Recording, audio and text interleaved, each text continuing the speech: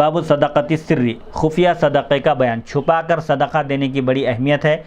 اگر کوئی چھپا کر صدقہ دے تو ریاکاری کا اس میں اندیشہ نہیں ہوتا۔ ہاں اگر کوئی اس نیت سے دکھا کر صدقہ دیتا ہے تاکہ دوسرے لوگوں کو بھی ترغیب ہو، دوسرے لوگ بھی اس کو دیکھ کر وہ بھی مال خرچ کریں، غریبوں کی مدد کے لیے آگے آئیں، اگر یہ نیت ہو تو پھر دکھا کر بھی صدقہ کیا جا سکتا ہے۔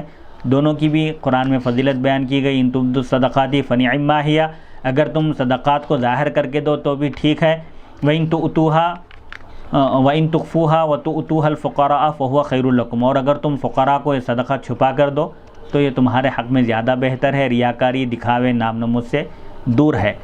حدثني زید بن علی عن ابیہ عن جدیہ عن علی رضی اللہ عنہ قال قال رسول اللہ صلی اللہ علیہ وسلم ان صدقۃ السر تطفئ غضب الرب تعالی وان الصدقۃ لتطفئ الخطیئۃ کما یطفئ الماء النار فاذا تصدق احدکم بیمینہ فلیخفیها من شمالہ فانها تقع بیمین للرب تبارک وتعالی وکلتا یدی ربی سبحانہ وتعالی یمین فیربیہا کما یربی احدکم فلوہ او فصیلہ تصیر اللقمۃ مثل احد۔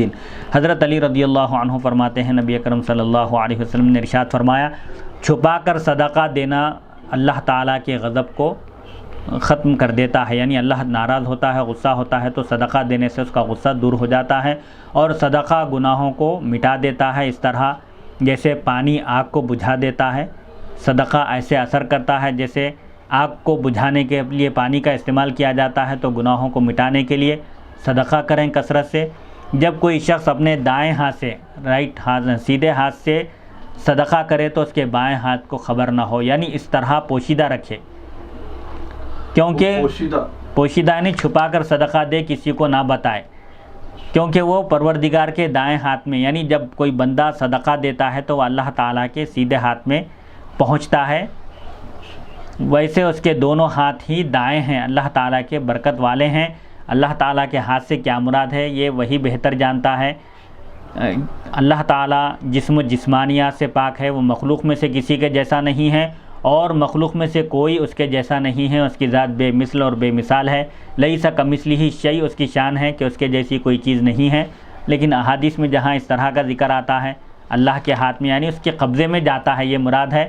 بعض لوگ تعویل کر کے کہتے ہیں کہ اللہ کے ہاتھ سے مراد یہ ہے کہ جب بندہ خوش دلی سے صدقہ کرتا ہے، کسی غریب کو دیتا ہے، تو اس کو یہ نہیں سمجھنا چاہیے کہ اس نے کسی غریب کو دیا ہے اور اس کا مال کم ہو گیا۔ ہرگز مال صدقہ کرنے سے کم نہیں ہوتا، بلکہ اللہ تعالیٰ اس مال میں برکت عطا فرماتا ہے، پھر وہ اس کو بڑھاتا ہے۔ اللہ تعالیٰ اس مال کو بڑھاتا ہے، جیسے کوئی شخص اپنے بچڑے کو یا اونٹ کے بچے کو پالتا ہے، پال کر اس کو گھاس کھلا کر اس کی نگرانی کر کے اس کو اچھا بڑا کرتا ہے، تو اللہ تعالیٰ بھی اس کے صدقے کی حفاظت کرتا ہے، یہاں تک کہ وہ احد پہاڑ کے برابر ہو جاتا ہے۔ یعنی اجر و ثواب میں اس کا دیا ہوا مال اللہ کی راہ میں کسی غریب کی مدد کے لیے جو خرچ کیا گیا ہے، وہ اس کو وہ معمولی نہ سمجھے۔